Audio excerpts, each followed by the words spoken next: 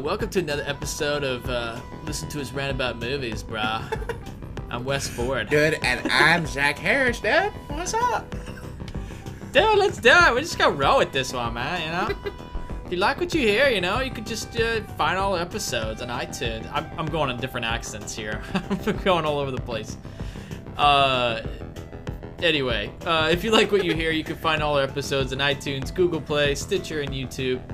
And what we like to do on this podcast is we rant about movies and we drink while we do it.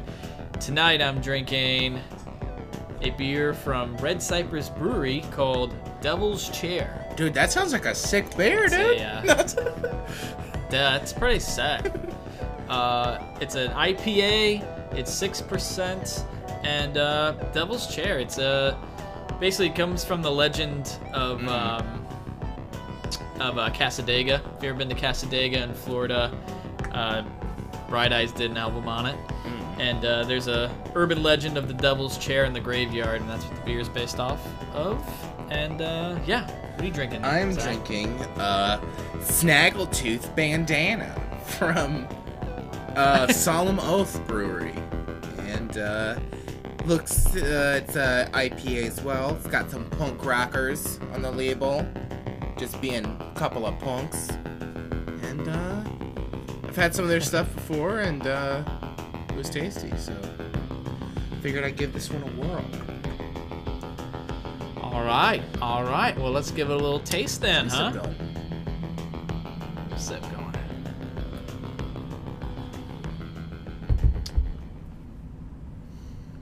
Nice. Mine's it's real hoppy. Got a little bite to it. Yeah, mine does as well. Doesn't come on strong at first though. It's like a lingering bite. Yeah. It's got like a real dry finish on mine. A little bite, a little hoppy bite with a dry finish. It's not bad though. Dry finish. Nice. Yeah, I mean, I like mine. I'm usually not a big hop boy, but I enjoy it. It's pretty good. I'm liking it.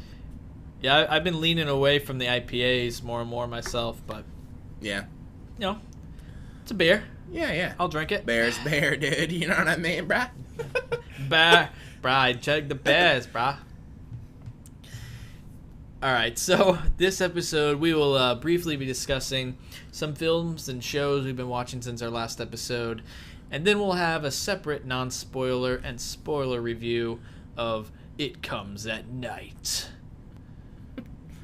Oh yeah. It's gonna be a good one. So I guess I'll go ahead and kick it off. Kick it off, dude. What you been watching?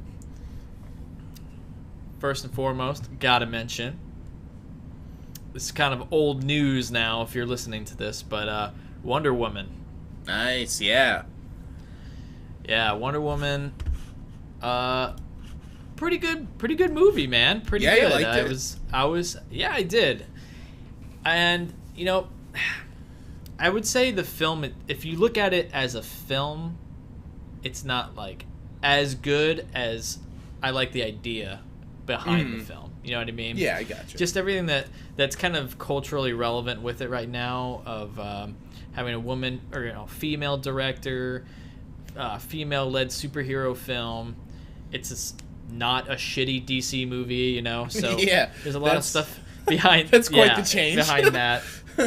Yeah, so that helps it, and plus it's honestly pretty cool to just see like these women just like kick ass, just like be badass women warriors, and it has just like a real good message of hope, and it's very, I don't know, it's uplifting and it's enlightening. It's just a really fun watch. Everyone should watch it. Nice. So it gives me a little hope for DC. Although I gotta say, it's funny how since Zack Snyder is not in the director's chair, this one's actually good. You know? Yeah, seriously. Yeah, Snyder. no brainer there. Freaking Snyder, get him out of here. But you gotta catch it, man. You gotta watch it. Yeah, no, I gotta watch it. Been a busy boy, but yeah, you've been busy, but still, I'm definitely gonna watch it at some point. Gotta see it. P. Jank did a good job. She did a fantastic job. Nice. And And Gal Gadot, that's how you actually say her name, is 'cause I recently found that out. She was good too. She was really likable. Nice. She played kind of this like innocent, naive version of Wonder Woman who hasn't been like exposed to the real world. And she played that really well, and she's very likable. So Nice. yeah, overall it was great. And the male lead, what's his name? I lost. Chris Pine. Oh, okay. He was good too. Nice. He was a good partner. Kind of brought some of the comedic element to it. So yeah, check it out. Yeah, gotta see it. Yeah. All right, my watched a few things. I would say the best thing I've watched since our last episode is a movie called Tampopo. Just came out on the Crit. Tampopo. Ooh. It's a ramen western. Oh, by, not spaghetti western. Yeah, it's a ramen western. Is what the director classified it as, but it is just it's the best movie I've seen in a really long time. It's a Japanese movie Nice. about these like two truck drivers who stop to get ramen one night on like a route, and somehow through the series of interactions, the owner of this ramen shop asks one of the drivers to like help her make it the best ramen spot in town. So it's just her like training the whole movie to like make the perfect ramen, and they're like scouting out all these other ramen places and like being like, look how they do this, and like look how they treat the customers, and like all this like weird stuff like that. And they just kind of like amass a bigger and bigger crew of people to like help them out throughout the movie. Yeah. And it's just like really lighthearted and fun. But there's also all these like strange vignettes that happen where like it'll cut to an establishing shot when they're like the characters are going to sleep, and you expect it to like fade out and like fade in and go back into the story. But it'll just be like someone just walks by in the establishing shot and it just like follows that person for a while. And then sometimes even that person crosses another person, and then it goes off on that story. And they're all these like food related vignettes, and they're just like really fun and super funny. And like there's one of like a wife making her last meal, and there's one of an old lady going into a grocery store just like squishing produce, and like the guy who works at the grocery store like looking around chasing her trying to stop her, and she's like sneaking away and just like squishing cheese. And it's real goofy and silly, but I just had like a huge smile on my face the whole time, and was just all about that thing. Pick up that B. It is worth it. Yeah, it is amazing. It is so good. When was it made? I think like mid 80s, like 85 maybe. Let's find out. It sounds interesting. It's really, really good. Yeah, 85. Nice. Yeah, it's really, really great. I loved it a lot. And I feel like it's next crit sale. Yeah, dude, next crit sale, number one. Just snatch that little baby off the shelf, you know what I mean? Give it a good home. Mind. Give that baby a home. Give that crit baby blue a home. Yeah. Cool, man. Good to hear. Yeah. I caught also a film that I just wanted to cross off my list for a while. 20th Century Women. Oh, nice. Yeah. Still haven't seen that. Been wanting to, though. You haven't caught it yet? Yeah. It's real good, man. I liked it a lot. Yeah. There's one thing I thought was a little strange. It tries to, and it's kind of, you get it from the title, 20th Century Women. It's obviously taking place in the 20th century and kind of the 60s, 70s era.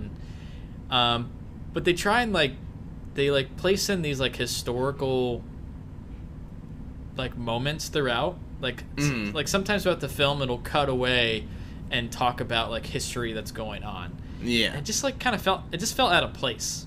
Like I'd rather just the film be about these women and only that, not like try and like make it relevant to the time, just like have them live in that time and just like have a story. Yeah. So that was my only thing against it.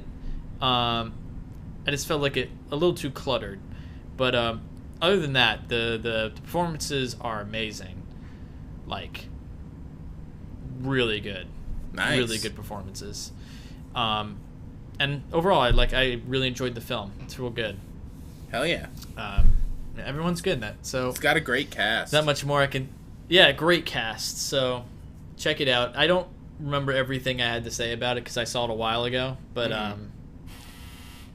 yeah, I enjoyed it. It was good. Nice. I think you'll like it too, man. Yeah.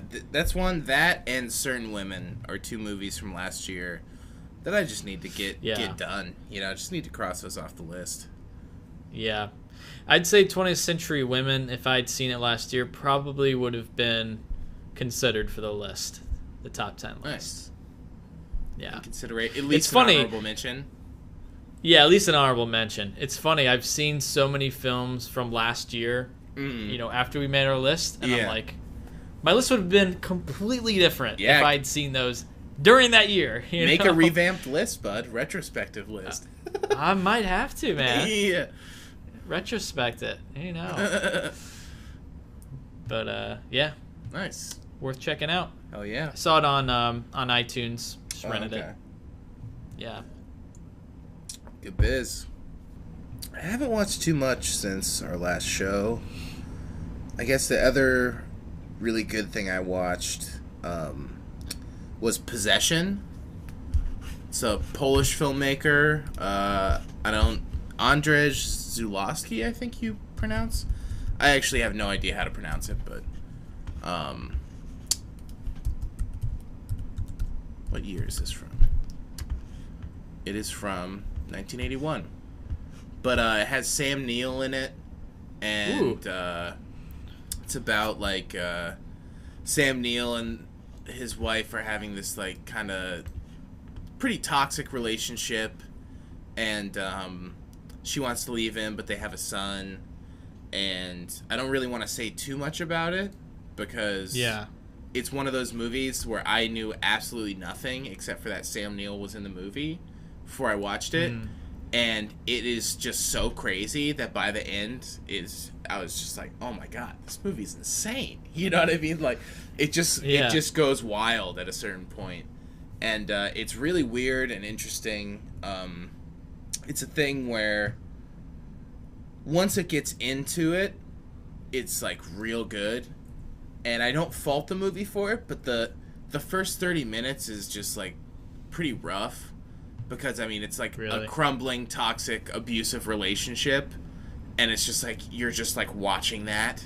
And just like, you know, it's just like watching like him beat his wife. It's just like, well, like I don't need to see this. Like I understand why it's in the movie, but it's hard to watch. You know what I mean? And I was like, I don't know about this thing. But it won me over by the end. And it was really interesting. And not what I was expecting in a good way. And I really liked it. Nice. Yeah, it's super weird. It's good. I watched the Before trilogy. Nice. Yeah. Got that B-did, huh? Oh, dude. We don't have to talk about the art again because it's pretty bad. It's real bad. It's like you it's like kind of just, and then you open it up. And it's just a fucking stinker. It's like when there's a bag of trash and it's like, this is gross. But then you open it and you're like, this is real gross. Exactly. But it's like a bag of trash of like really delicious food. You know? Totally. It's like the contents are amazing. If you dig but through it's just the trash, the exterior. There's a tasty morsel in there. You know? Yeah, exactly. Yeah, dude, these are great films. I obviously had seen Before Sunrise before. Mm-hmm. I saw that one. That one, I think, honestly, it's a perfect movie. It's so good. It's like, it's really good. Yeah. Really good. I really enjoyed the other two as well. That was the first time I'd ever seen those, you know? Mm-hmm. So, Before Sunset, I really enjoyed it. I don't know, something about it, maybe because I'm getting older, it's kind of weird, but I I know I kind of related to that one a lot. Yeah. Because it's kind of that middle stage. Like Before Sunrise is when you're real young. Like that's that college age feel. And that movie's amazing. Yeah, it's great. I think that's my favorite for sure. I'd agree. I'd say that's probably my favorite. Yeah. Before Sunset's probably my second. It kind of goes in order of when they were made. Before Sunset was just really good. I think that's really my favorite visually too. Like I really like the way that one looks. It's nice and soft, a lot of bloom, like kind of takes its time more in like the editing pace and stuff. It does. It definitely. I wasn't a huge fan of the kind of bringing back like the cross-cutting of Before Sunrise at the very beginning, like showing that it's that didn't quite work for me. I get what they were going for, but it just like felt strange. But I mean, other than that, like great film, and I really enjoyed Before Midnight as well. Like that was fucking solid as well. And I think they're as a set, they're like probably the most romantic films ever made. That's my opinion. They're the most think that they're dramatic? Romantic. Oh, romantic. Romantic. Okay. Yeah. Yeah. They're as a set, romantic. it's incredibly romantic. Oh yeah. And it's amazing to have like these three set of films of people just like talking about life and having this relationship, and just you learn so much about life within those moments, and it's so relatable to everyone's life, and like the stages that you go through, and like the kind of the predictability, and then trying to contradict the predictability of living that normal life, and then still falling into that same pattern, and trying to find happiness within that, you know. And I don't know, it's really beautiful. They're really good movies. Definitely. Really artful and just romantic and beautiful. So I love them. I'm so glad I bought it on it's Criterion. well worth it. Glad I have the set. Yep. Just wish they would like reissue it with updated packaging. Just, you know. Yeah. But it's all right. I won't complain too much. You can't judge a book by its cover. It's like it doesn't really matter. It's just fun to talk. It's just fun to knock. I know. I agree. Yeah, I'm glad I watched those. I watched Before Sunset, and then I immediately popped in Before Midnight. That's like, what I did as well. Yeah, it was just like because I hadn't seen Before Midnight, but I'd seen the other two, so I was just like, pop it in right now. Like, it's like I'll just watch it, you know, because it was on a Saturday, and I was just like, you know what, we'll watch it back to back. Yeah, a little double feature Before Sunset, Before Sunrise. Because also Before Midnight. Before Sunset is the shortest. It's like 80 minutes, right? It's like real short. Yeah, it's pretty short. It's pretty short. Definitely leaves you wanting more too. Like when it's there, it's like, oh yeah, just swap those discs right now. Like, yeah, totally. And Before Midnight, though, I noticed just visually the quality of the Blu-ray was really nice. Yeah, it looked great. Before Midnight looked really good on my TV. So yeah, good stuff. I watched. Finally got around to the third installment of the Female Prisoner Scorpion series. Nice. Called Be Stable, which Be Stable. I definitely liked, but I would say I liked the previous two, especially the second one, the most. Kind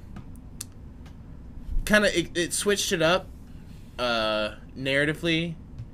There wasn't as much prison stuff going on. I think this one had really good set pieces, but the movie as a whole didn't have the same like investment going forward, you know? It's kind of like highs and lows more so, but definitely liked it. Definitely a great series that gotta slam that fourth one. Maybe the next movie I watch, just finish off that set. Been a long time coming, you know. Yeah. Polish that little blue off there, you know what I mean? Oh yeah, you made it that far, you know. Guys gotta put a cherry on top, you know. Yeah, just get that cherry right on top of that cream, you know what I mean? I rewatched. Yeah, get that cherry right on top. Finish it off. I rewatched Gladiator. Nice. How'd that hold up? Yeah, not as good as I remember. That's kind of what I expected, honestly. Yeah, I feel like I hadn't seen it like that long ago. Maybe a couple years, but I don't know, somewhere in between there, like really aged. You know, you can feel that it was aged. Yeah. You know, still solid. I liked it. You know, it's good, but it didn't have that same kind of impact as it did like back in the early 2000s. You know, where it's like this movie's pretty freaking good. You know. I feel like stylistically, it's very much of that time. There's like a lot of crazy shutter speed stuff, and there's a lot of like post slowdown. That was when Ridley was all about that post slowdown, right? Yeah, the slowdown, but also like kind of just like the musical moments in between, like the dreamlike sequences that are in there are very like in that time. Yeah, you know, totally. It just feels a little aged, but I mean, yeah, it's still kick-ass movie. It's funny to think it's a Ridley Scott movie. Definitely. You know, it's interesting. Old Ridley. But yeah, that was Russell Crowe at his height. Yeah, for sure. I don't know. And Joaquin Phoenix. Was Robin Hood his height? I think it might have been Robin Hood. I think that was the absolute pinnacle of his career.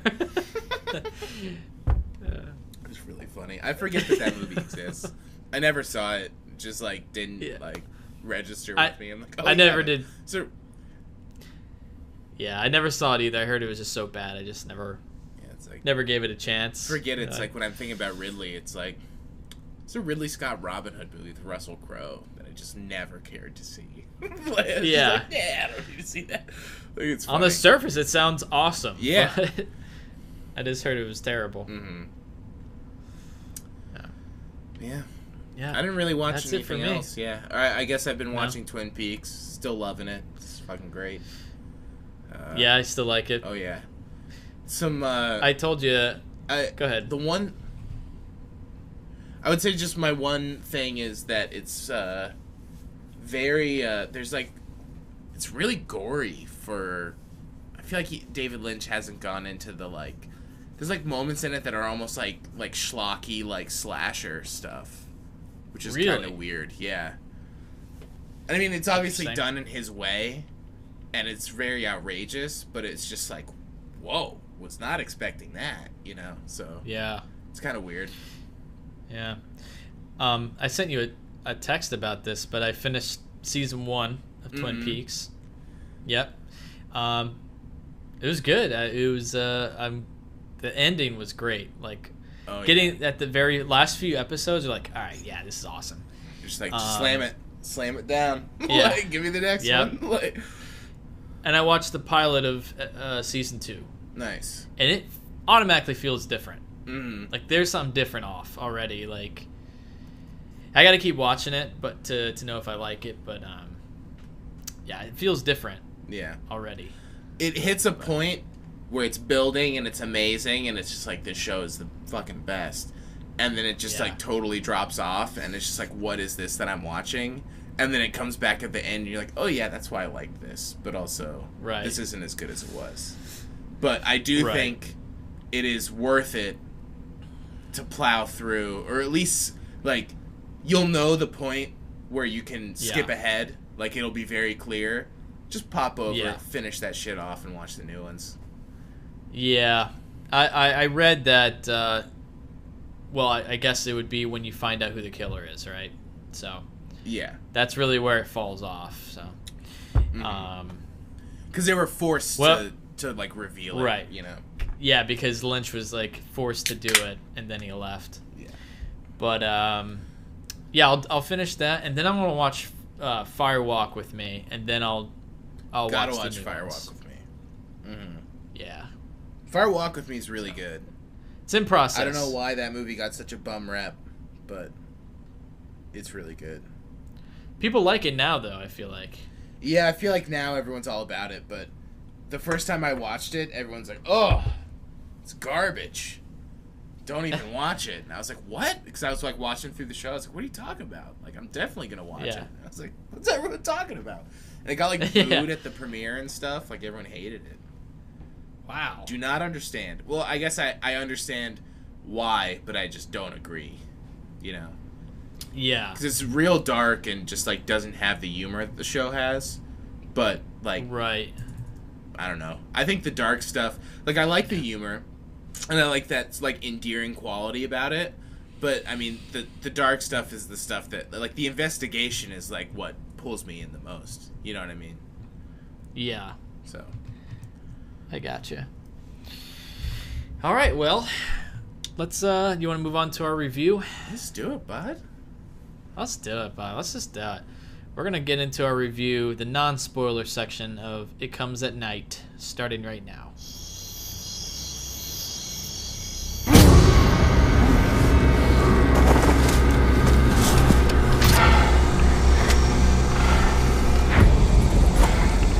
I just want to talk. And I want honest answers. Do you have any idea what's going on out there?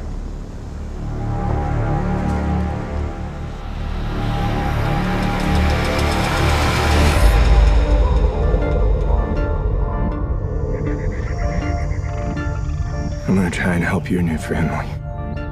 I want to thank you again for letting us stay here. Just gonna run through a few things. When we go out during the day, we like to stick to groups just for safety. The red door, it's the only way in and out of the house. It stays closed and locked all the time. I have the keys. It's the only set. Most important thing. What's he see? It's okay. Just go inside. We never go out at night.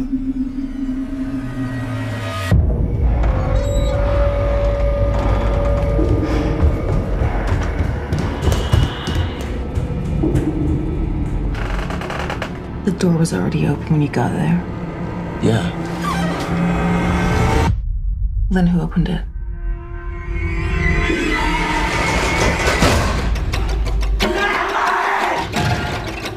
I think they're sick. Put your mask on. Nobody's sick here. Can't trust anyone but family. You don't get it. How old are you, Travis? If they're sick, then I am too.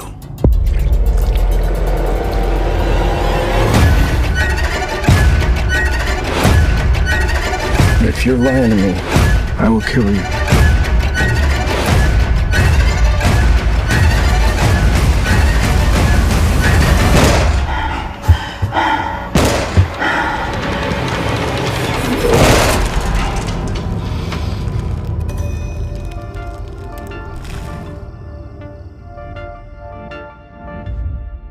All right, so that was from the trailer of It Comes at Night, a film by Trey Edward Schultz, and starring Joel Edgerton, Christopher Abbott, Carmen Ejojo, I believe you say it, and a few others.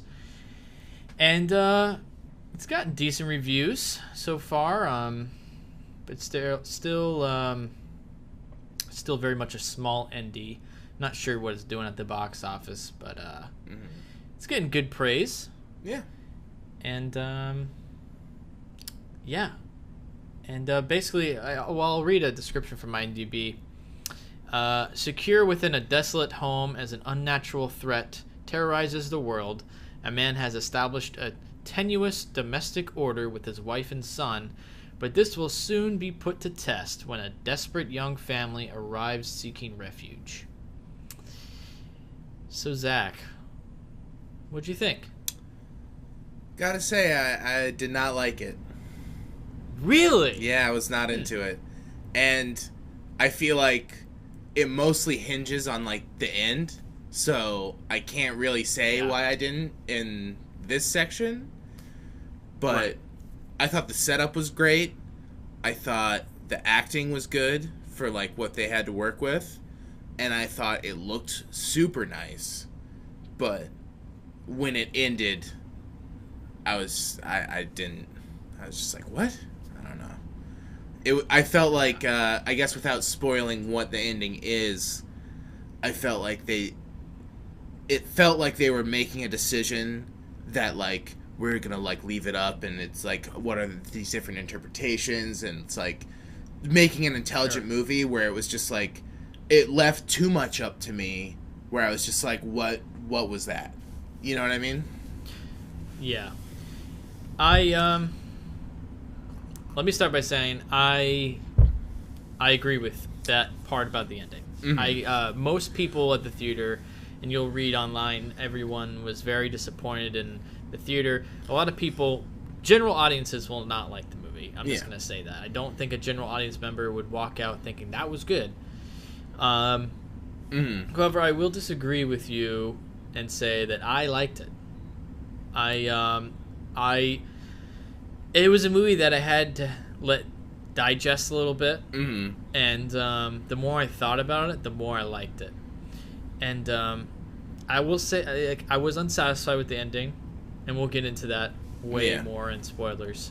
But overall, I felt like the film didn't have to give me every answer. I felt like it wasn't about that. I mean, you never really find out. Well, that's spoilers. I don't want to say it. Yeah. I guess it doesn't have to give me answers, because it's about a family in troubling times, dealing with the situation, and it kind of gets a little metaphorical on being just about fear leading these people's lives and not being able to trust one another, and what that does to a family and how it can like tear it apart, and kind of more of just like how circumstances will play out with these people and this family, and it being about that, and I think it being like a conscious choice about just that, I started to like it a little bit more, and I started to like just really like that concept. So that's my opinion. Yeah, which is fair.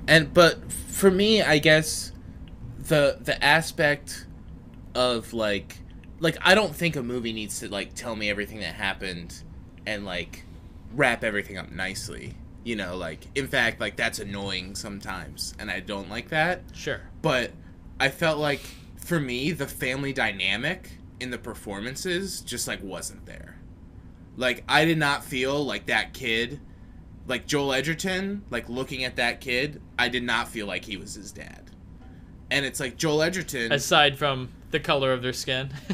Well, no, I'm I'm talking about like, and the mom, there's a point that I have to make with the mom, but that has to be in the spoiler section. Okay. It's not about the color of their skin at all. It's about like, I don't know. I just didn't feel it. Like when Joel Edgerton leaves, when he has to leave, like towards the beginning of the movie, in the truck, he just goes, "All right, I'm leaving," to his son and his wife. It's like, if I don't come back, like don't come looking for me. They're like, "All right, see ya," and he just leaves. Yeah. And it's like, how often this is like a big deal for them to leave, and it's like you don't like kiss your wife and like hug your son and be like, "I love you. Hopefully I don't die."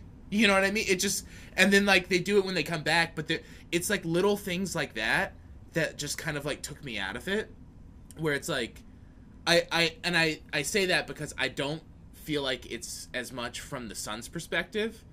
I feel like it was like Joel Edgerton. I just like felt weird. Like it just, like his relationship with the wife and the son, just like it didn't. I feel like you could get the sense that was his wife. Like I feel like that relationship was pretty strong. But I understand where you're coming from with the son.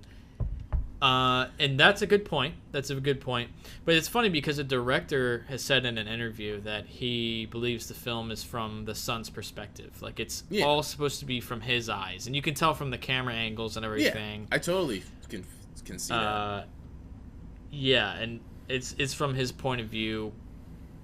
Which, yeah, there's a lot of reasons we'll get into, but I don't know. I guess the performances and I guess what was trying to be conveyed kind of won me over in the end. And I mean, the whole time I was like on edge, And Yeah. I will say that the film is not marketed correctly. It Yeah, feels like it's not I at walked all. in thinking I thought it was going to be a terrifying horror movie. It wasn't. No. It was just a high tension, suspenseful movie. It's unsettling. It's just like... it's unsettling. And it's just... Because you're on... It's uneasy. You're just like, don't know what's going to happen. It's like anxious, you know? Yeah. But another thing is that, like, with... I'm okay that the movie is that. Like, I don't need it to be like, this movie's gonna scare the shit out of you. Like, it's so terrifying. Yeah. Like, I don't need that. Yeah. But if you're trying to portray a realistic, which I think they were, version of this post-apocalypse universe where this family has to, like, struggle to make it on their own, why do we not see, like, their operation of, like, daily life? Like, they kind of throw it in that, like, one montage, but... They discuss it. Yeah, and it's, like, it's talked about, like, when the family comes in, it's like, well, we do this, we do that. But, like, I don't know, like, show me that. You know what I mean? Like, they have this crazy contraption to purify their water, which is a cool thing. Right. But number one, it's like, how did they get that in this place with no resources? And... Yeah. why are we just seeing this now, like an hour and 10 minutes into the movie? You know what I mean? Like there were I feel like I had questions about the way that they lived that I just, and also there was a thing, the first scene where they eat dinner, they're eating and then she's like not hungry or whatever, and he cleans the plates and there's just like a bunch of food on the plates. And it's like, is he just throwing away this food? That doesn't bother me, though, because this happens in the very first scene of the film, so I don't consider it a spoiler. But the grandfather dies. Yeah. And they're remorseful. Like, they're torn apart by it, and they don't feel like eating. And we don't know what he does with the food. We don't see him scrape it into the trash. We don't. It just... I don't know. Things like that... He picks up the food. He could be putting it into, like, a container, though. You know. I guess. That I don't think is... It's nitpicky, but... I guess, I don't know, I was in a nitpicky mood when I watched it. Like, things like that bugged me, and I can't recall all these, like, little instances at this moment, but, like, I feel like there were, like, little touches that took me out of it. Like the thing of him, like, with his family, like, when he leaves, and, like the food thing, like, the purifying the water.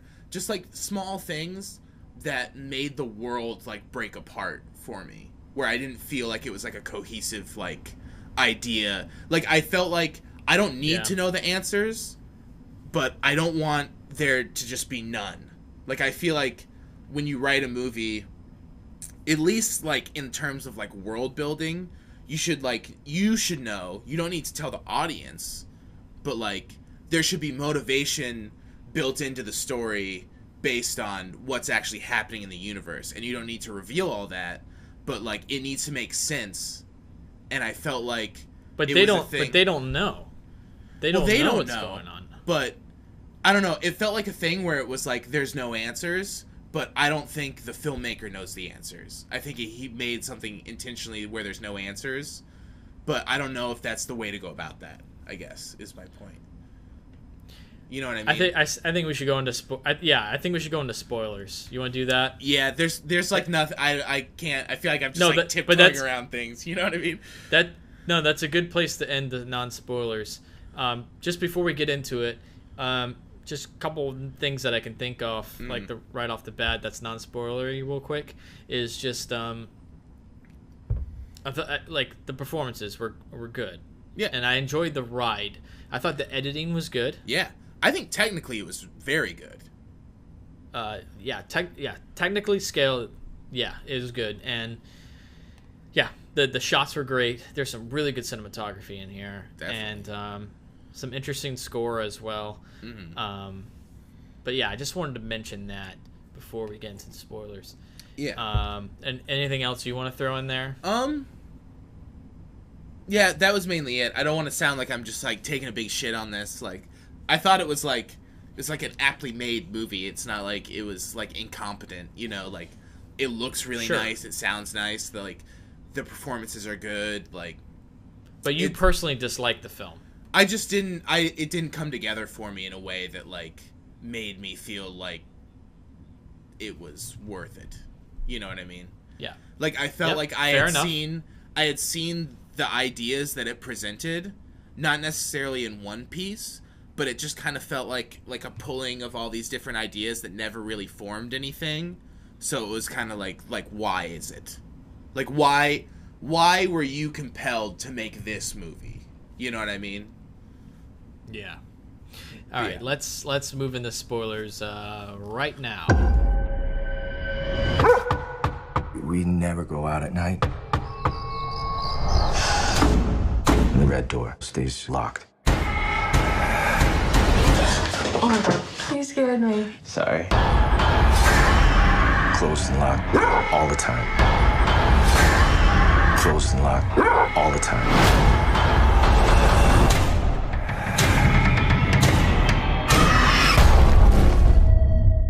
I thought that while the characters at the end, it's obviously a very tough situation that I would have no idea how to deal with. Yeah. With your son being sick. And clearly the last shot is them contemplating, do we kill our son or do we just, like, fucking die? You know what I mean? And, like, I don't mind that being the last I think they part kill of the him. movie. No, they kill him. The end But- is them being alone without him, I think. That's what I got from it. See, I saw it as almost like... Because he him was deciding what sick. to He was dying, obviously. I think... And, Yeah. I don't know. I got the sense that the way it was cut away to them, I felt like the moment after they had killed him. We just didn't see it. That's what I got from it. Okay. Yeah. Well, that's interesting. Yeah. No, that's that's totally Yeah. valid. I'm just trying to like think about, because I also just didn't care for the structure of the ending. I felt like the scene where he's looking at his eye, I was like, oh my god, this thing's gonna fucking cut to black right now. Isn't it? I got that sense too. It does, and it fades back in, and it was kind of doing this like weird like pulse of like these fades and like, which isn't like a bad technique, but just to like fade to like 3 or 4 things and then just end it like 2 minutes later, just it felt weird. I was like, oh, this thing's ending, and then I was like, oh, it's not ending, and then it's like, oh, it is ending. Okay, it's over, because it's almost the same thing. You know what I mean? Like I didn't necessarily need to know anything else that happened after that. For me, you know.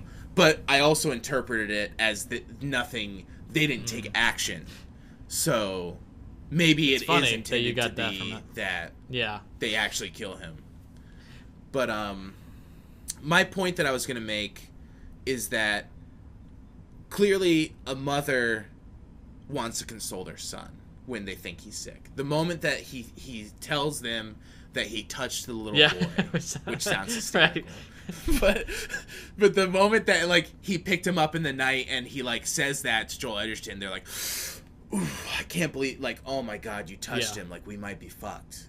And then immediately the mom swings in and kisses him, and it's like, that's fine, that's okay, but like, why isn't that idea explored? Like I would the concept of the ending is fine, but like the fake out ending, 2 minutes ending, like I wouldn't have minded if that was 10 minutes like exploring the mother, like, and the father even, just like not being able to like touch your son, and it's like your son is going through this terrible thing and like you can't touch him or you're gonna die. Like that's crazy.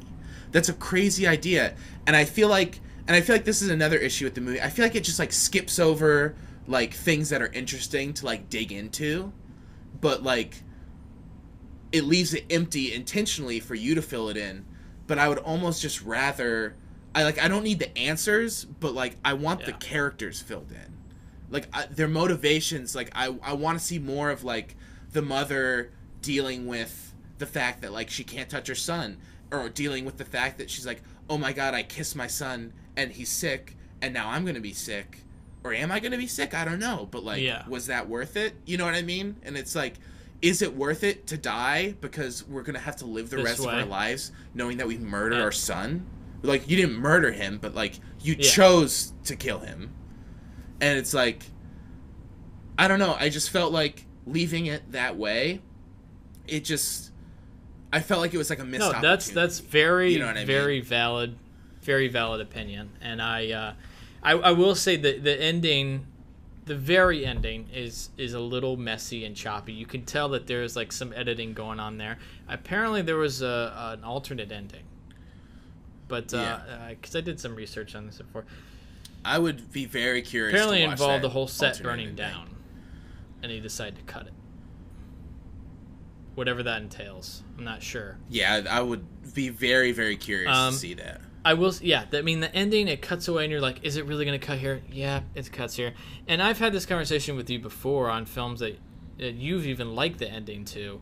I typically really hate films that take the lazy way out. Like, don't have a conclusion. It's like, leave it up to interpretation. No, honestly, I get that. I mean, that's fine if you want to do that. But I feel like it's getting overdone and cliche at this point to where it just feels lazy. It's lazy. Definitely. And that's part of it too, where it's like I know nothing about this filmmaker, but I can like see him sitting in the editing room, and especially knowing that he had this big finale that they cut out, and just being like, yeah, just fucking end it there. You know what I mean? Like, oh right. Yeah, just like thinking it's like a great choice and thinking that it's more interesting, and it's like, no, I don't think it was a good choice. I think it was a bad choice. I mean? Like, I think it was a mistake because everyone's dissatisfied with that. And you could make an argument and say that's the intention, but that's stupid. I don't think that's not a good excuse. But getting into the thing about right before the very conclusion of like kind of like the climax of the young family escaping. Well, I thought when they like knock on the door or whatever. That was very intense. And then the moment where because we're in spoilers, where it's just all things are out the window and it's all about survival and it's just complete violence, and then the family dies and then it's like she's screaming about her baby, like that hit me, dude. Like that was like, that felt like I experienced that, like this tremendous loss, like holy shit, they just fucking murdered these people. Like I felt that, and I thought that was really effective. The fact that I felt like they murdered these people. They're people that I feel like I know, and they trusted each other. They lived with each other, and then but in the end, their fears just overcame each other, and they just fucking killed each other. And that was just awful. And that's where I think there's a different type of horror rough in there. It's like that's horror, but like a horror that isn't like mainstream branded horror. Like there's a certain kind of unique element to that, and that was interesting. But no, I will say though, nope, that was it. To cut you off if you were finishing your thought. I will say though, one thing that took me out of that scene, which is maybe why, because that is an intense moment, and like I do think that like I completely understand where you're coming from with that, because her crying, like he just shot a kid, like that's crazy, you know what I mean? But the fact that in the beginning of the movie they kill their father, the grandfather, right, and the grandfather, and she says she should have been there. Obviously he was sick, obviously it had to be done, they did it. And then there's a scene, they're fighting for survival. I don't know if it says how long that they're out there. They don't. You get the sense that it's been does it? I don't think it does. Like probably like over a year or so. It doesn't. It doesn't. You get the sense that it's been a while. What's that?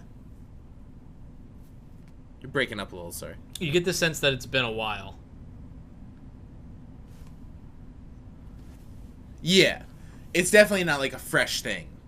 But the fact that this guy is on top of her husband, hitting him in the face with a rock, like destroying him. You know? He's like he's murdering him in front of her. And the fact that she just stands there and says stop when he gets hit in the face with a large rock like 4 to 5 times before she does anything about it, I found very unrealistic. Yeah, because when you're in the moment, those things are lightning fast, and maybe it lasted a little bit longer than it probably should have, because yeah, and it's like I understand her like not being able to. It's like, oh my god, I have to kill someone right now. She's frozen. And it's like he isn't sick, right? Yeah, and I have to kill him, and I understand that. But in that moment, they didn't convey that to me. You know what I mean? Like retroactively, right. That makes complete sense. But when it's happening in the movie, it's like, what are you doing? You know what I mean? Like, shoot the guy. Like, he's murdering your husband. Like, would you rather your husband be dead and then you kill him? You know what I mean? Like, obviously you're not thinking logically in this scenario, but it just, it took me out of it. You know what I mean? I mean, there's definitely some very, very frustrating moments of this film because there are no answers. There are no answers. You don't know what it is. I think It Comes at Night is kind of a bad title because it has nothing to do with the film at all. It's very misleading. And it's like, what am I supposed to like interpret that as? Like, is there a monster? Like, is it just fear? Because I understand that fear is like, that's what it's all about, but like, that's just like the most like surface level like correlation to that. You know what I mean? It's just like, that's too easy for like this movie that's trying to be very cryptic. Or it's like, was there nothing? And like, honestly, he just killed the dog? Like, I'm thinking this, I'm like, why the fuck would he kill his dog? And it's just, I think like, the title kind of relates also to like, you know? The kid's dreams that he keeps having. Like, the dreams keep happening at night. And, we don't know what that is at all. Like, we have no explanation of what that is. Like, is that just like a metaphorical kind of embodiment of his fears? Like, what is that? And like, especially with the scene of the younger girl like kissing him and then spitting blood into him, just like there's like all these haunting images, and I don't know if that's just like because it's a horror movie and it has to have that stuff in it, or like, what is the real meaning behind that? Because that wasn't conveyed to me. Like, why is he having these like dreams? I don't understand. Yeah. Well, to me, it just correlates. It's like there's scary dreams because like you're a kid and you don't understand everything, and you're feeling all these things too because you're like hormonal, you know what I mean? too. Because he was like starting to feel for the girl, and he's like lonely. Yeah, totally. And like, it's just, I don't know, it just seems like for a movie that takes itself very seriously and is trying, I feel like it's attempting to be like an intelligent movie, which I'm not faulting it for, but it just seems like the most obvious thing when it's like, what comes at night? It's like, oh, his fear and his anxiety about the scenario he's in. Yeah. You know what I mean? It's just like, okay, you know, I get that, cool. You know, maybe it's something else and I'm just completely missing it, but I don't know. I felt confused in a way that it's just like, I don't know, is that what they wanted? Like, what? And it comes back to what I was saying before, where it's just like, I don't know why they were driven to make this. I just like don't know like what it's trying to do. You know, like what is it trying to say? What's it trying to do? Is it just trying to make me feel uneasy? Because it doesn't feel like a movie that's just trying to. It feels like it's honestly trying to be a greater meaning thing, but like, what is that? I think it's a lot of it is kind of the inexperience of a young director. The guy's 28 years old. He's only directed one other feature, Krisha, which was a huge hit and Sundance and everything. And he got this opportunity from A24, which I love that studio, to make this film. Oh yeah, and, they're great. I don't know, they gave him free reign to do stuff, which good for him, you know. But it wasn't conveyed. Yeah, and it's like to me, and I think general audiences of like, what exactly was supposed to be the message other than like fear is like a terrible thing. You know what I mean? Yeah. It's like also the moment where the dog's barking and it runs off and then it comes back, but it's like, okay, so we still don't know who opened the door. I guess it was the kid.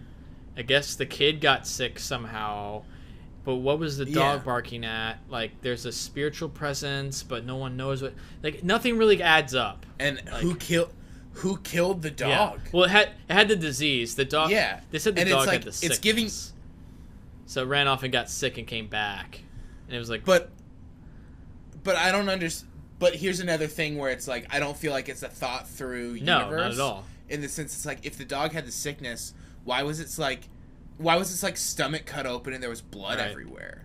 It's like if it had the sickness, it should have like boils and be Right. like coughing up black shit. You know what I mean? It looked like someone murdered that dog and like stabbed it. Yeah. And It did. it's just like, okay, so like who did that? Is it supposed to be like it's a monster or it's people out there? Who knows? Who knows who did it? It's scary. There's tons of people out there. It's like that's a scary idea. But or is it like it was a little boy? Makes no sense. Or was it the kid? What's his He loved the motivation for dog, that? and also he wasn't there. You know what I so- mean? Yeah. Yeah, it just doesn't make sense. Yeah. But that's the thing. It's like I had that thought after the movie. It's like are they trying to say he killed the dog? But it's like, no. Why would that kid kill the dog? That makes no sense. But the fact that I thought that is just like what are you But also like, but we're I there. don't We're know. there It's as just a witness nothing to see like- that he didn't open the door. We see that he discovers it for the first time. Yeah, but that's also like I don't know, it framed it in a way where it was like, is this a dream? Is this, you know, like it's kind of this weird thing, and like I don't think that's what happened. But I'm just saying, like, I had that thought after I watched the movie, and then I'm like, I'm crazy. I understand. That's clearly not it. But it's like I'm digging so hard to like find out what's going on that it's like this is like too much effort because like I don't even know if this guy who made this movie knows what's going on. I don't think he does. You know what Like I mean? don't think that he does at all. I watched an interview of how he digests a scene, and all he talks about how there's this thing that there's this post-apocalyptic world and people are getting sick. He doesn't know the reason why. He doesn't know, and I think on paper when you hear that or when you think of that, it's like, okay, that's not his intention. He started as an idea of like, this would be cool if I made this story about this family who doesn't know what's going on in this post-apocalyptic world, but people are getting sick and no one really knows. But this family encounters this young family that's kind of like them, but they don't trust each other, and it's going to be about that. And I think that was the idea, and it just once you started making that, it's like, but it's not as like romantic as you think it is. Like, we need to have some information here because why? And it doesn't make what makes me question more is like when you throw in scenes like the dog running off towards something, what does that have to do with sickness? Is there a spiritual dark presence that's making people sick? Why is the dog not consistent with other people being sick? Yeah. And then the kid being off, like, how did he get sick? And then you're having dreams, like, are you causing this? Yeah. There's no answer. And it's like, yeah, and it's like, is he sick from being in the room where the grandpa slept? Because if so, like, why aren't they just like disinfecting this whole house constantly? You know what I mean? And it's like, is this? It's just like, I have no problem filling in the answers myself and coming up with my own interpretation. But if I'm just coming up with everything that happens, then it's like, why am I watching it? You know what I mean? Like, I'm coming up with the whole story. Why did I spend an hour and 40 minutes? I'll just come up with my own story. You know what I mean? I don't know. It was just like, it's frustrating. And it's even more frustrating because if that movie was shot like shit and had like shitty actors in it, I would just go, fuck it. I didn't like it. Yeah, I know. But it's like, it's so restrained and it's shot so well and like they had good talent and like it looks great, it sounds great, score's cool, and it's just like it has everything going for it, but it just like doesn't come together. And it like the fact that it's like halfway there makes it more frustrating to me. You know what I mean? Yeah, I agree. And the fact that I'm glad we're having this conversation because you're bringing a lot of things to light that I didn't really think about. And it's interesting to get a different person's perspective because clearly things aren't being conveyed because I'm having different opinions about certain elements and plot points of the film than you are. Like, you think other things are happening, and I thought other things were happening. So like that's just not good storytelling to me. You know what I mean?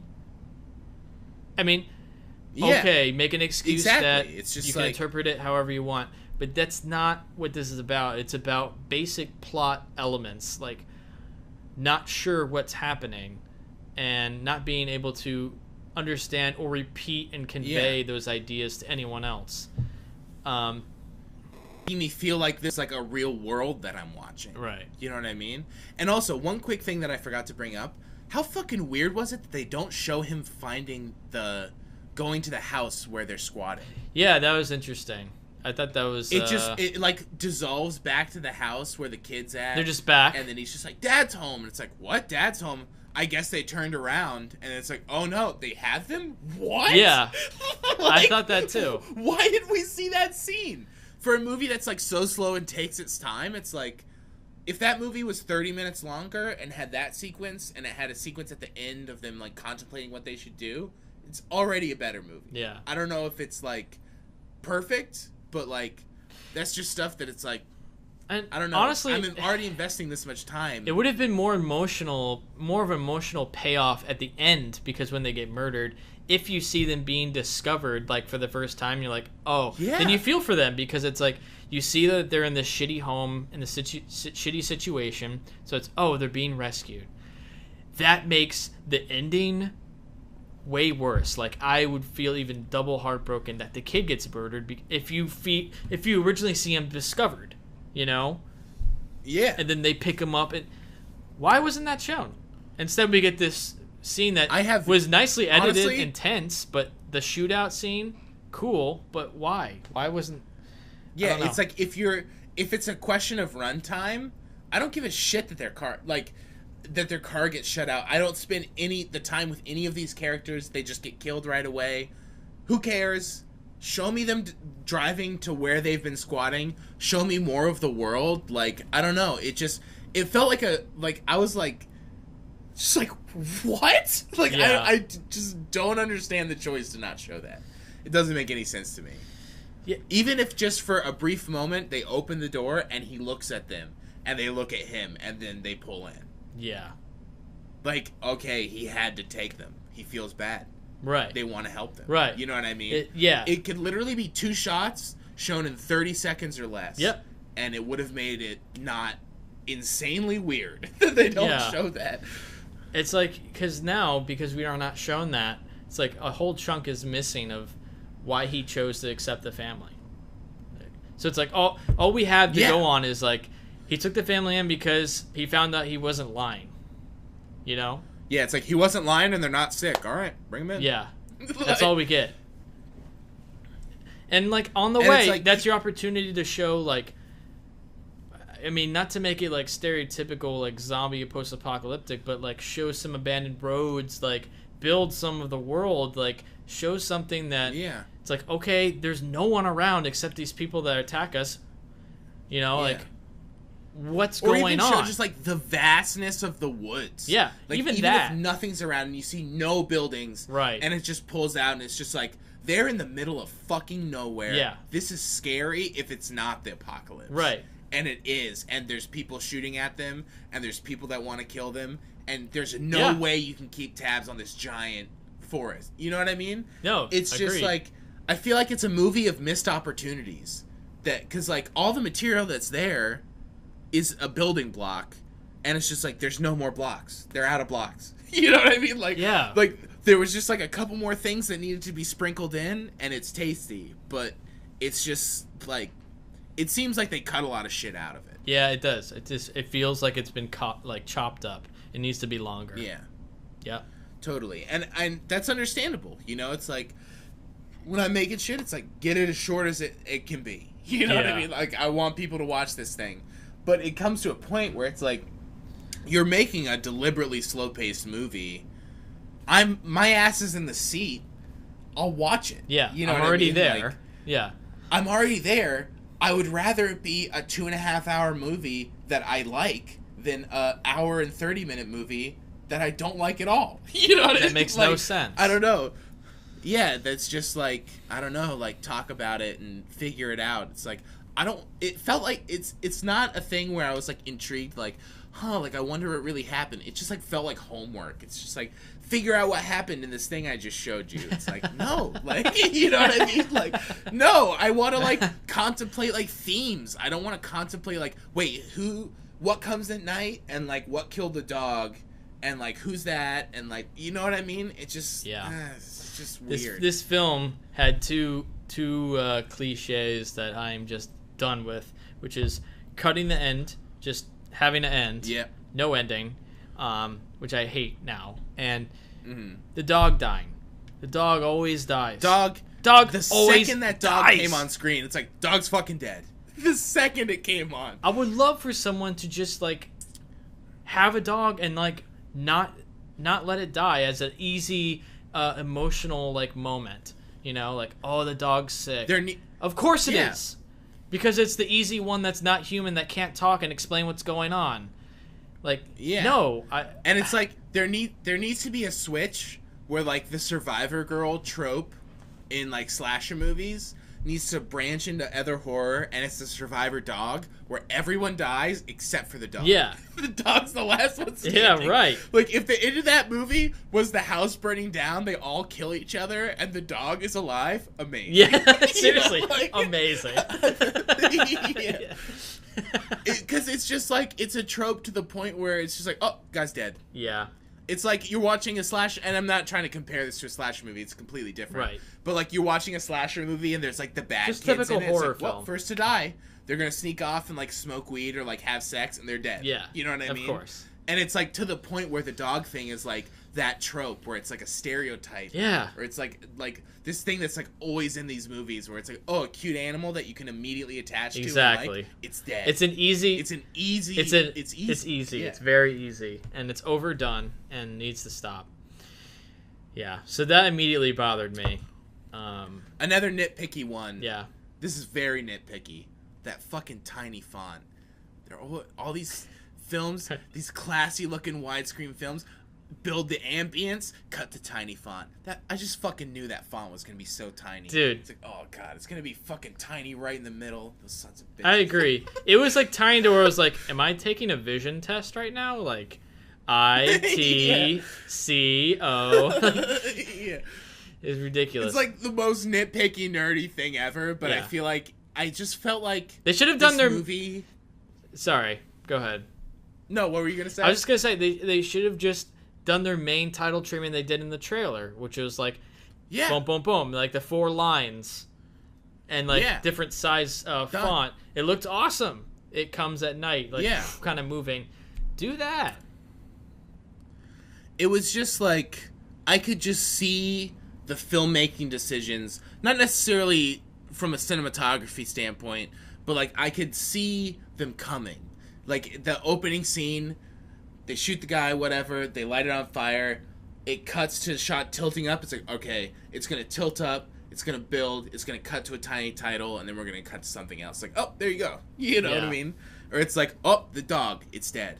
Or like, oh, this dream sequence, something's gonna happen here that is confusing, and you know, you don't know exactly what's a dream and what's not. Or like the end, it was just like, you see the eye and you're like, oh, this is the fucking end, and it's a fake out. But then you go, oh, because it's clearly an intentional fake out, I feel like. And then it cuts to the shot of him sitting in the chair. It's like, oh no, this is clearly the last shot of the movie, and then it is. Yeah. And it's just like, it just felt weirdly familiar. Yeah. In a way that like wasn't, that I didn't like, where I didn't really feel like it was bringing anything new to the table. We also don't know why the family wanted to leave. Like, why? Why would they want to leave? And then they never explain. Because the baby was sick, right? But we don't know that. I mean, yeah, it was laying there. We don't know that, and but it can be assumed that it opened the feel door, like, I guess. But like, I don't know. Well, he was like, don't open your eyes, like patting the kid when he was leaving. Which, to me, I felt like was an on-the-nose thing of like, okay, well, he doesn't want Joel Edgerton to see that the kid is sick. You know what I mean? Oh, I thought it was like he Because doesn't. then He he didn't. might kill Well, he the doesn't kid. want the son to see the violence of him like holding a gun. Like that's what I thought. Like close your eyes, don't want you to see me like fighting this guy. Interesting. That's what I. Yeah, I took it as just because there was the thing earlier with the eyes. Oh yeah, that's a good point. I took it as like he was telling the kid to close the eyes so they would just let him go and not confirm that the child is sick before they leave, so that they could all be alive. But also, it's like, dude, if your kid's sick, the kid's gonna die, and you're holding the kid right now, and you're gonna die. You know what I mean? And it's just like a frustrating thing where it's like, that's interesting, but it's just not explored at all. It's just like, I don't know. And also, another nitpicky thing of Joel Edgerton with his gas mask on. What's the deal with these gas masks? When are they wearing them versus not wearing them? And why the fuck did he take it off? Yeah. When the guy has a gun on him, he's like, take it off. And he's like, has a gas mask on because there's a deadly disease that he thinks is in the room. And he clearly has that on because he doesn't want to die. And a guy points a gun at you who's not going to kill you. And is like, take off your mask. Just like, no. Like, I don't know. Just things like that where it's just like, he just takes it off. And also, in the beginning of the movie, they're outside. And everyone's wore gas masks outside the whole movie at this point. And then he just takes it off casually talking to the... I know. They inconsistently use the masks. Like, they just inconsistently use them. Like, sometimes they use them inside. Like, even the kid's like, why would I wear it inside? But then sometimes they wear it inside. And then sometimes they don't wear it outside. Like, yeah.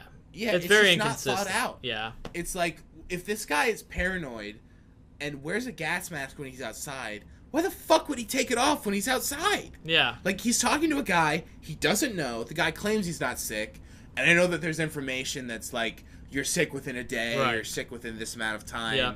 But, like, you don't know this fucking guy. You think he's not lying to you, but you have not confirmed it. You're still pointing a gun at him, and you're just gonna take it off just to talk to him? To, like, hand him water? Like, just fucking don't take it off. Yeah. I don't know. Yeah, it's like things like that where it's just like inconsistencies in the universe and in the choices of the character where I'm just like, I don't understand that directorial decision. Right. Of just like, yeah, just take it off. Yeah. And then they're like driving and they don't have it on. And then they put it on after they kill the people. And it's like, why are you putting it on now? How long has it been since you left your house? Yeah. And you've been exposed to Like, them. Like, yeah, you've already been exposed. What's the point of putting it on now? yeah. I don't know. Maybe I was just watching it being super nitpicky the whole time, but it was just like things like this kept taking me out of the movie where I felt like I couldn't connect with anyone because I was just like distracted by these choices where it's like, well, what's that? Like, why are they doing this? Like, that doesn't make any sense compared to what happened earlier. Yeah. You know what I mean? Yeah. Yeah, I understand. There's just, I don't know. There's just like all these decisions that are just these weird conscious decisions that are made that don't make any sense. I don't know. It's a pretty messy movie. It's a pretty messy movie when you get down to it. And which is a real bummer because I feel like the intention is totally strong. Like, and there's money thrown at this thing to where you got great talent in it. You've got great cinematography. It looks so good. Totally. It looks really good. Yeah, and it has moments where it feels nice, and like the very big climax, the high tension scenes are really well done, and yeah, it just there's nothing. You can't just have that. You also need to have you need to think this out. You need to think out the universe. You need to think out the rules of the sickness.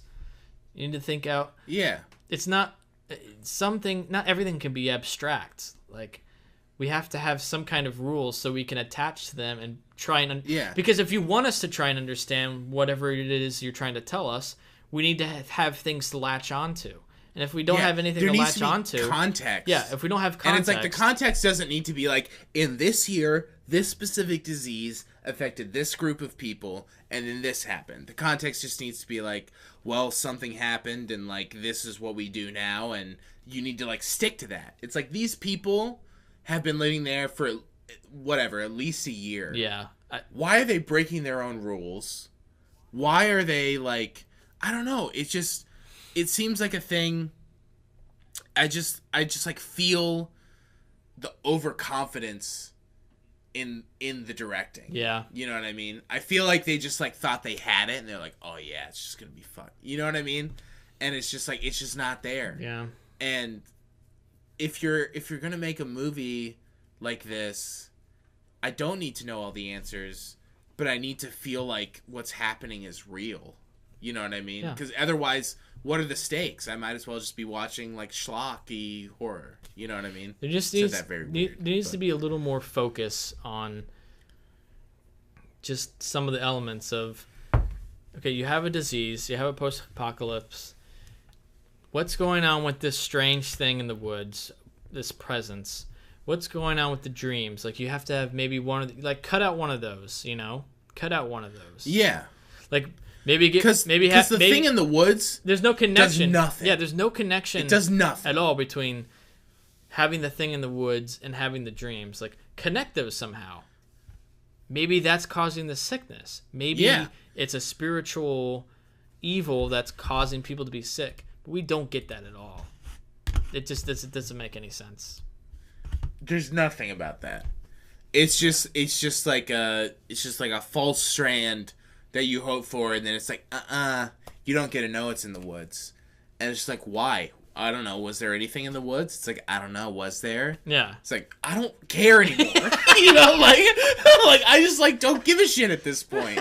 Because it's like, I don't know, like, show me a figure in the woods. Or not. It just seems like it's... Or have it relate to the dreams. It's trying to be really smart, and in the attempt of trying, like, it's like over-trying to the point where I can see it trying when I'm watching it, and it just becomes dumb.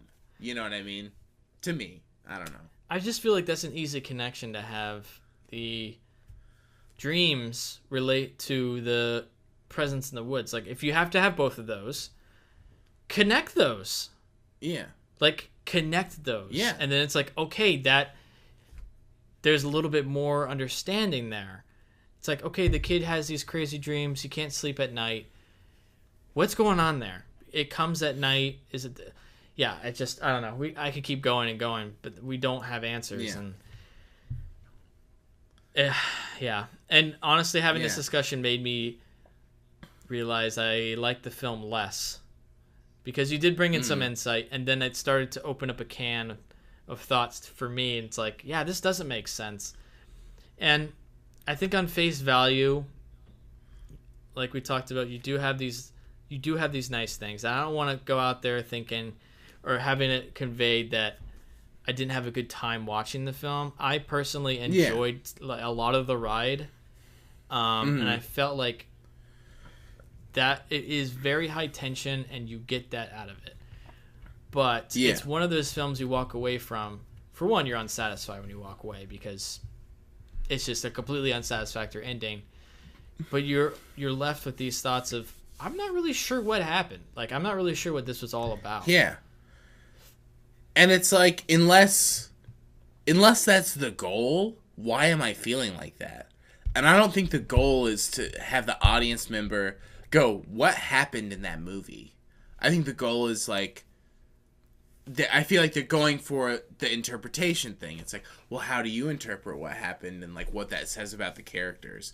Not like, well, how do you interpret the actual plot points of the movie? Right. You know what I mean? Like, it's weird. It's just, I feel like I haven't seen something in a long time like this where it's just like, I don't want to come up with the story of the movie. Like, I want to like dig into like themes and stuff, and like dig into like character dynamic, and be able to like contemplate like, man, this is crazy. Can you imagine being a mother and not being able to touch your son or you're gonna die?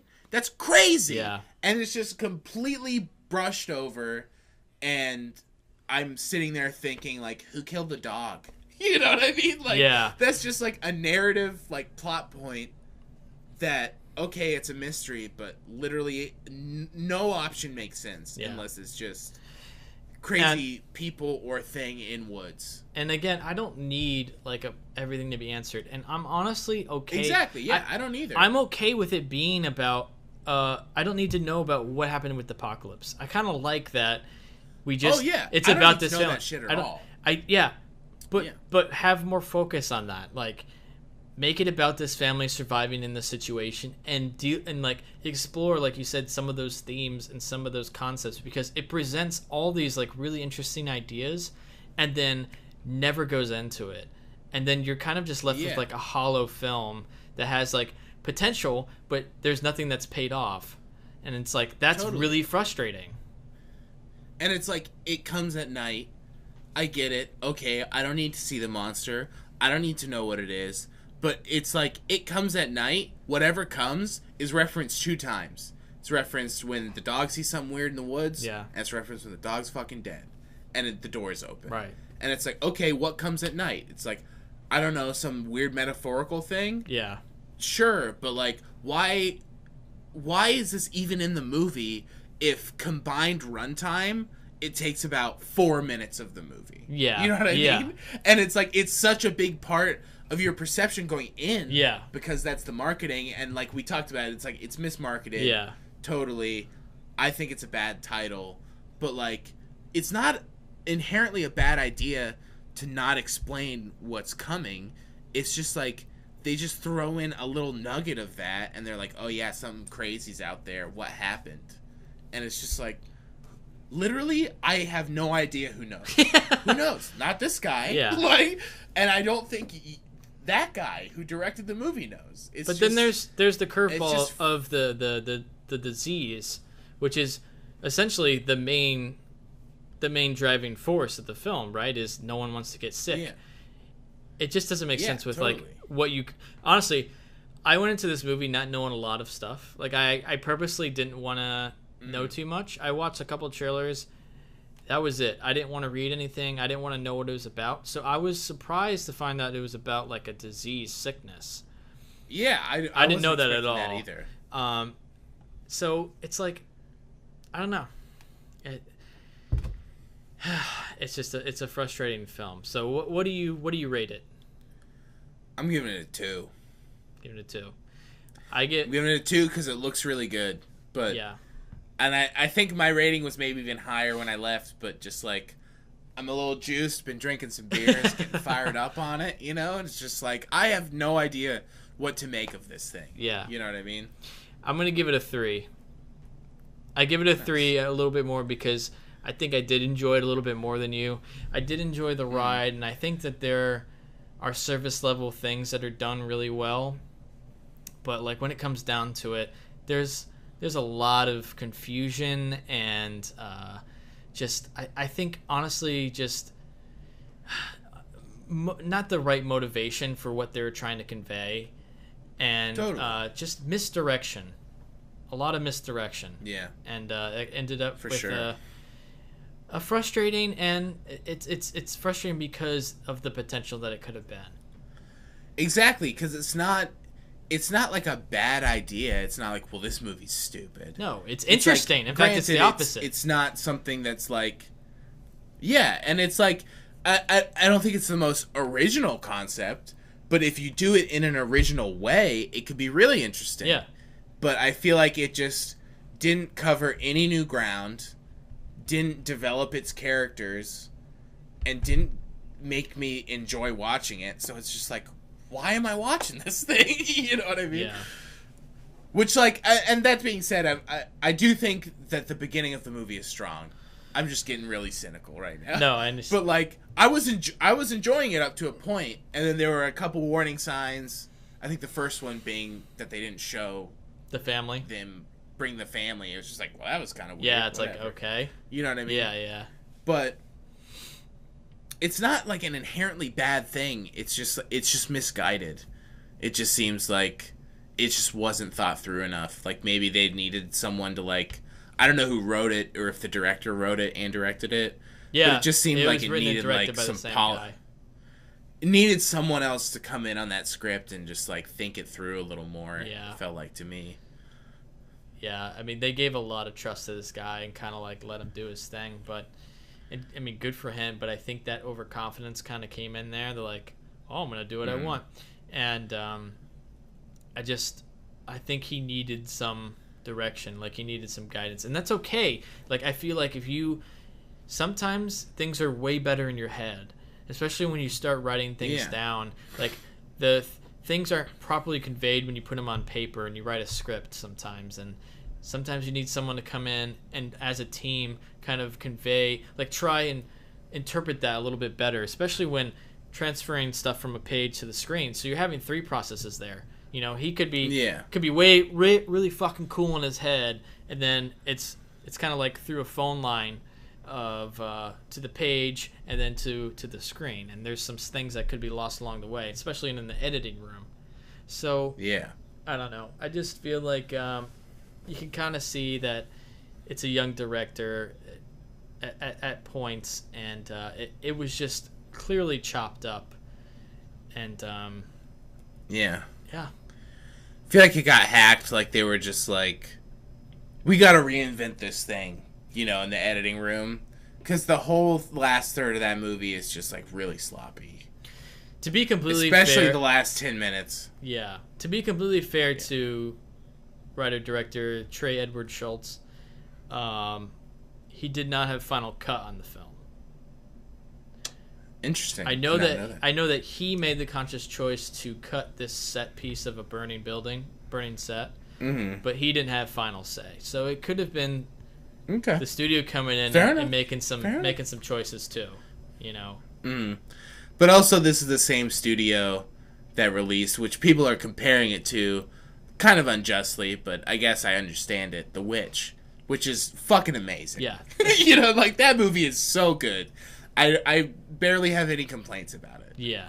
And it's just like, that is a movie that guy thought through, and way more. You know, like, that guy did so much research and thought through it to the point where, like, the architecture of their house was accurate to the time period. Right, of course. And it's like, granted, this time period doesn't really exist because it's like a fictional post-apocalypse, but it's like, that's the level. It's like, if you wonder why that's better than this, it's like, well, that's the level of detail that this person thought through this story beforehand. Yeah. You know what I mean? Yeah, totally. Actually, a quick fun fact. One of the goats was Black Phillip in The Witch. Did you read that? I heard about this. Yeah. Someone told me about this the other day. It's really funny. Yeah. So I was looking for him when I watched the movie because I found out before. And I think there's a very quick glimpse of a black goat when it's in the trailer, like when they first show up, like, hey, we got the family. Yeah, when they pull up. That's it.